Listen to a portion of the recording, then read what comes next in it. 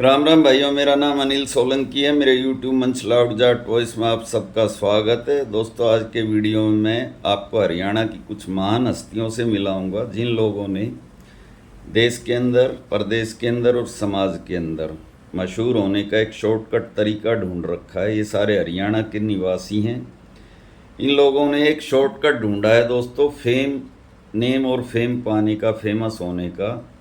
कि हरियाणा की जो मेजॉरिटी पॉपुलेशन है यानी जाट समाज, उसके बारे में उल्टा सीधा घटिया बयान दो और रातों रात फेमस हो जाओ। तो ऐसे लोगों का, इन लोगों के जो प्रेरणा स्रोत हैं और ये लोग जिनसे प्रेरणा लेते हैं, उस व्यक्ति का नाम है चौधरी भजन लाल। क्योंकि इनको ऐसा लगता है कि चौधरी भजन लाल ने हरियाणा के अंदर जो पौधा लगाया था जाट और गैर जाट की राजनीति का, वो पौधा मेरे ख्याल से वृक्ष बन चुका है तथा उसमें नफरत के फल भी लग गए हैं। तथा इसको वृक्ष बनाने में बड़ा हाथ भारतीय जनता पार्टी का है, जिन्होंने इसमें खाद पानी देकर इस पौधे को पुष्पित और पल्लवित किया है। तो कुछ छुटवैये लोग दोस्तों, उनकी औकात भी मैं आज के वीडियो में आपको बताऊंगा कि उनकी क्या औकात है। उन्होंने लगातार 2014 से 2026 के बीच में नफरती बयान दिए, नफरत को बढ़ाया, हरियाणा के अंदर जातिवाद का बहुत ज़्यादा महिमा मंडन किया। तो ऐसे लोगों की पोल खोलना आज के वीडियो में बहुत ज़रूरी है। आप सब लोगों को भी इसकी जानकारी होनी ही चाहिए। तो शुरुआत करते हैं दोस्तों राजकुमार सैनी से, जिनका नाम इस मामले में पहले नंबर पर है और पहले नंबर पर होना भी चाहिए, क्योंकि राजकुमार सैनी ने ही इसकी शुरुआत की थी दोस्तों 2016 में। तो राजकुमार सैनी का गांव पड़ता है दोस्तों अम्बाला ज़िले के अंदर। गांव का नाम है छोटी रसौर। राजकुमार सैनी अपने गांव के सरपंच और जिला परिषद वगैरह के सदस्य बनते थे, लेकिन इनके राजनीतिक कैरियर की जो सही शुरुआत हुई वो हुई चौधरी बंसीलाल की पार्टी, हरियाणा विकास पार्टी से। चौधरी बंसीलाल ने इनको टिकट दिया, विधायक बनाया, फिर मंत्री भी बनाया। ये चौधरी बंसीलाल की सरकार में 1996 से 1999 तक दोस्तों मंत्री रहे। इनके पास हरियाणा सरकार में खेल और ट्रांसपोर्ट मिनिस्ट्री थी। तो कुल मिलाकर अगर कहा जाए तो इस व्यक्ति को अगर किसी ने पहचान दिलवाई तो वो एक जाट नहीं दिलवाई। लेकिन इस व्यक्ति ने दोस्तों, जब जाट आरक्षण का मुद्दा आया, जाटों ने अपने बच्चों के लिए सरकार से आरक्षण मांगा, तो इस व्यक्ति ने उसी चीज़ को हथियार बनाकर हरियाणा के अंदर नफरत फैलाई और इसने जाटों को खुले मन से दोस्तों सोनीपत के अंदर सुअर के बच्चे बोला। उसके बाद दोस्तों हरियाणा के अंदर हिंसा हुई, आगजनी हुई, 30-40 लड़के पुलिस की गोली से भी मरे। और ये व्यक्ति आजकल अपनी अलग पार्टी बनाकर घूम रहा है। उसके बाद से दोस्तों इसको कभी भी किसी चुनाव में कोई जीत नहीं मिली। इसने अपने जीवन में केवल 2 ही चुनाव जीते, एक हरियाणा विकास पार्टी से और एक भारतीय जनता पार्टी से। जब इसने अपनी अलग पार्टी बनाई तो इसको इसकी हैसियत का भी पता चल गया। आजकल ये अम्बेडकरवादी बना हुआ है तथा ये हिंदू धर्म को और ब्राह्मण जाति को गालियां बकता है। और उन लोगों को भी अब अकल आ जानी चाहिए जो लोग इसको अपनी अलग अलग जाति की धर्मशालाओं में बुलाकर मालाएं डाल डाल कर इसका स्वागत करते थे। और दूसरा नाम है दोस्तों इन नफरती लोगों में राम कुमार गौतम का। राम कुमार गौतम नारनौल हिसार के रहने वाले हैं दोस्तों। ये सबसे पहले 2005 में नारनौल सीट से भारतीय जनता पार्टी से एमएलए बने थे। उसके बाद भारतीय जनता पार्टी ने इनको लगातार 2-3 चुनाव में टिकट नहीं दिया। फिर इनकी उम्र भी हो गई थी रिटायरमेंट की, लेकिन दुष्यंत चौटाला ने 2019 के चुनाव में इनको राजनीतिक पुनर्जन्म दे दिया।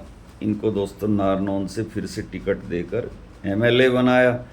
और एमएलए भी ये जाटों के वोट से ही बने, इसमें तो कोई ढकी छुपी बात नहीं है, क्योंकि इन्होंने कैप्टन अभिमन्यु को हराया था। और नारनौल सीट एक जाट बहुल्य सीट है। तो दोस्तों ये जिस पेड़ पर बैठे उसी की डाली को इन्होंने काटा। 5 साल तक ये दुष्यंत चौटाला के बारे में गलत सलत बातें बोलते रहे, क्योंकि इनको ये दुख और तकलीफ थी कि दुष्यंत चौटाला ने इनको मंत्री नहीं बनाया, क्योंकि दुष्यंत चौटाला इनको दादा बोलते थे। लेकिन अनूप धानक को मंत्री बना दिया, इनको मंत्री नहीं बनाया। इसलिए लगातार दुष्यंत चौटाला को कोसते रहे। फिर दोस्तों ये तीसरी बार 2024 में सीट बदल के अब सफ़ीदों से विधायक बन गए हैं बीजेपी से। अब ये लगातार जाटों के बारे में जहरीले बयान देते रहते हैं। इन्होंने जाटों की तुलना कुत्ते से भी कर दी तथा नायब सिंह सैनी को जाटों का लागदार भी बता दिया। लेकिन एक वीडियो वायरल हुआ जिसमें नायब सिंह सैनी अपनी गाड़ी में बैठ रहे हैं और ये गाड़ी के दरवाजे से लटके हुए हैं, घिसटते जा रहे हैं। नायब सिंह सैनी ने इनको अपनी गाड़ी में नहीं बिठाया। दोस्तों मेरे को लगता है कि इनकी मंत्री बनने की हसरत इनके दिल में ही रह जाएगी और ये इस हसरत को लेकर दुनिया से ही चले जाएंगे, लेकिन ये हसरत इनकी पूरी नहीं होगी। तीसरे ऐसे व्यक्ति हैं दोस्तों रामचंद्र जांगड़ा। रामचंद्र जांगड़ा ने अपने जीवन में 6 चुनाव लड़े, 6 के 6 हारे। Guinness book of world record में इनका नाम दर्ज हो सकता है चुनाव हारने को लेकर। बाद में इनको भारतीय जनता पार्टी ने ओबीसी कोटे से राज्यसभा में भेज दिया। जब इनका कार्यकाल पूरा होने को था तो अचानक से इन्होंने लगातार एक सीरीज में जाटों के खिलाफ भड़काऊ और जहरीले बयान देने शुरू किए। इनका मकसद ये था कि भारतीय जनता पार्टी हाईकमान को पानी मार के मैं फिर से राज्यसभा का एक और टर्म पा लूँ, लेकिन भारतीय जनता पार्टी ने इनको दोबारा से राज्यसभा में नहीं भेजा। तो दोस्तों ये खरखड़ा रोहतक के रहने वाले हैं। इन्होंने 1987 के अंदर इनको सबसे पहले चौधरी देवीलाल ने सफ़ीदों विधानसभा से टिकट दिया था, वहाँ से ये चुनाव हार गए थे। उसके बाद में दोस्तों 1991 में चौधरी बंसीलाल ने इनको महम विधानसभा से हरियाणा विकास पार्टी से टिकट दिया, वो चुनाव भी ये हार गए। 1996 में दोस्तों ये सफ़ीदों से निर्दलीय लड़े, 15वें नंबर पर आए। 1998 में दोस्तों रोहतक लोकसभा से इन्होंने निर्दलीय चुनाव लड़ा, जमानत जब्त हो गई। 2004 में दोस्तों चौधरी बंसीलाल ने इनको करनाल लोकसभा सीट से हरियाणा विकास पार्टी का टिकट दिया, जमानत जब्त हो गई। और 2014 में इनको भारतीय जनता पार्टी की जब लहर थी, गोहाना विधानसभा से टिकट मिला, उसमें भी ये हार गए।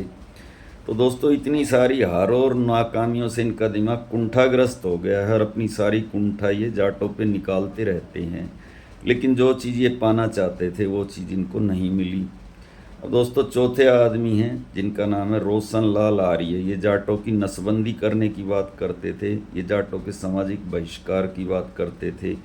इन्होंने 35 बिरादरी को शपथ दिलाई थी एक पार्क के अंदर के जाटों की राम राम लेनी बंद कर दो, जाटों को राम राम देनी बंद कर दो, जाटों की दुकान से सामान खरीदना बंद कर दो और सभी दुकानदार जाटों को सामान देना बंद कर दो, और 1 रोटी कुत्ते को और 1 रोटी गाय को खिलाओ, 1 रोटी कौवे को खिलाकर जाटों के नाश की कामना करो। इस व्यक्ति का नाम रोशन लाल आर्य है तथा ये 1982 से 1987 तक चौधरी देवीलाल की पार्टी लोकदल से छछरौली विधानसभा जो कि यमुनानगर में पड़ती थी विधायक रहा। यानी इसके जीवन में इसने जो एकमात्र चुनाव लड़ा और जीता वो चौधरी देवीलाल की पार्टी लोकदल से जीता।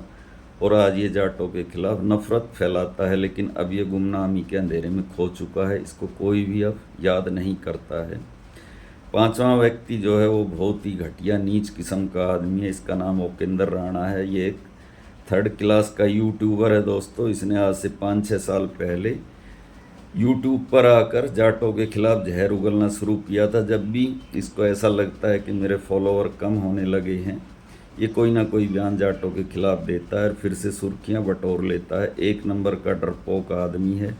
पहले इसके पास साइकिल भी नहीं होती थी, आजकल ये गाड़ियों में घूमता है। इसने अपने समाज के लोगों से पैसे ठगे हैं तथा जहाँ पर जाने की बारी होती है वहाँ जाता नहीं है। जहाँ इसको ये लगता है कि मैं यहाँ पिट जाऊँगा वहाँ पे कभी नहीं जाता है। अपने घर पे बैठ के डींगे मारता रहता है तथा अपने समाज का हीरो बना हुआ है। दोस्तों एक बार इसने बीकानेर जाकर कुछ बदतमीजी करी थी एक गांव में, वहाँ के लोगों ने इसकी जम के पिटाई की थी और पुलिस ने थाने में इसका हाथ तोड़ दिया था। उसके बाद इसका एक वीडियो वायरल हुआ था जिसमें इसने धमकी दी थी कि मैं पुलिस वाले को थाने में घुसकर गोली मारूंगा। उसके बाद से दोस्तों यह हंसी का पात्र बना। एक पहले विवाद हुआ था हनुमान बेनीवाल और करनी सेना के बीच में। तो करनी सेना के जो अध्यक्ष हैं राज सिंह शेखावत, उन्होंने इसको कहा था नागौर चलने के लिए, लेकिन ये बिल में दुबक गया और ये कभी भी दोस्तों रोहतक, सोनीपत जैसे, हिसार जैसे इलाके में नहीं आता। ये अपने घर में भिवानी में बैठकर ही जहरीले वीडियो बना बना कर सोशल मीडिया पर डालता रहता है। और दोस्तों छठा आदमी है अंकित भैयापुरिया। ये ओबीसी समाज से आता है दोस्तों। इसने अभी हाल ही में एक बयान दिया था कि मैंने 10 साल तक टूटी फूटी रेसलिंग करी, अखाड़ों में मेरे साथ भेदभाव हुआ, मेरी जाति पूछी गई, मेरे को कोच ने जानबूझकर चोटिल करवाया। तो दोस्तों इस व्यक्ति के पास कोई मेडल नहीं है, कोई अचीवमेंट नहीं है और ये पहलवान भी नहीं है दोस्तों। ये कभी अपने गांव बैयापुर का दंगल भी नहीं जीत पाया, कभी डिस्ट्रिक्ट लेवल की कुश्ती इसने नहीं जीती, स्टेट और नेशनल को तो छोड़ ही दीजिए। हाँ ये है कि इसने यूट्यूब से 2 पैसे कमा लिए और नरेंद्र मोदी जी ने एक बार इसके साथ झाड़ू वाड़ू लगाकर इसको फेमस कर दिया, जिससे इसके फॉलोअर बढ़ गए सोशल मीडिया पर। आजकल इसके पास गाड़ी भी है, पैसा भी है, सब चीज़ है। नेम और फेम जो इसने पाना था वो पा लिया, लेकिन अब इसने ये जातिवादी बयान दिया है। अपनी निजी महत्वाकांक्षा के लिए ये चाहता है कि भारतीय जनता पार्टी मेरे को विधानसभा का टिकट दे दे। तो हमारी शुभकामनाएं इसके साथ है। गरीब घर का बालक है दोस्तों। अगर जाटों को गलत बोल के किसी का घर चलता है, किसी की रोजी रोटी चलती है, तो भगवान उसको तरक्की दे। इसी के साथ मैं आपका भाई अनिल सोलंकी आज का वीडियो यहीं पे समाप्त करता हूँ। दोस्तों अगर ये वीडियो अच्छा लगे तो इस वीडियो को ज़्यादा से ज़्यादा अपने ग्रुप में शेयर करें, लाइक करें, कमेंट करें, चैनल को सब्सक्राइब और ज्वाइन करें। और जो भाई मेरी आर्थिक मदद करना चाहते हैं वो इस QR कोड को स्कैन करके मेरी आर्थिक मदद करें, जिससे मेरे को और मोटिवेशन मिले आगे वीडियो बनाने के लिए। धन्यवाद भाइयों, आपका दिन शुभ हो।